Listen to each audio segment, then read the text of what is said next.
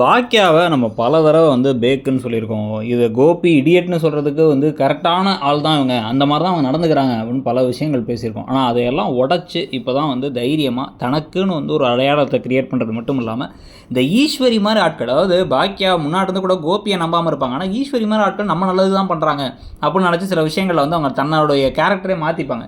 அப்படி இல்லாமல் இப்போ ஸ்ட்ராங்காக இருக்கிறது ரொம்பவே நல்லாயிருக்கு. இதில் வேறு இப்போ டிவி நியூஸில் திருப்பி திருப்பி வந்து ராதிகாவோட ஃபோட்டோவெல்லாம் காமிச்சு ராதிகா அவமானப்படுத்தினோடனே வந்து ரொம்ப கோபமாகி அப்படியே கோபி வீட்டுக்கு வராரு. ஏன்னா வந்து கோபி செஞ்ச காரியம் எல்லாமே தப்பு.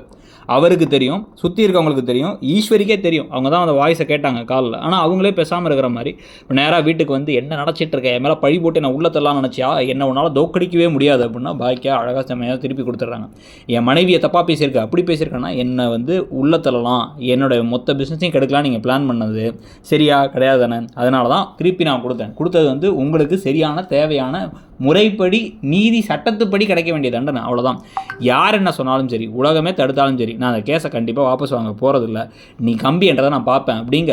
இதுக்கப்புறம் அதுக்கு அடுத்து தான் வந்து பார்த்திங்கன்னா இந்த இனியா அந்த ஓவர் ஆக்ஷன் பண்ணி ஏமா அப்படி பண்ணுற, எங்கள் அப்பா பாவமா, டேடி எனக்காக டான்ஸ் கிளாஸுக்கு 15,000 கொடுத்தாருமான்னு 15,000 ரூபா காசுக்காக அவங்க அப்பா எவ்வளோ கேவலமான ஆளாக இருந்தாலும் பரவாயில்லன்னு பேசிகிட்டு இருக்கும்பொழுது பாக்கியா பலார்னு விட்டு வீட்டை விட்டு வெளில போமா அப்படின்னு சொன்னால் நீங்கள் வந்ததுக்கப்புறம் தான் என் வாழ்க்கையே போச்சு அப்படின்னு ராதிகாட்ட போய் கம்ப்ளைண்ட் பண்ணிருக்க போகிறாங்க.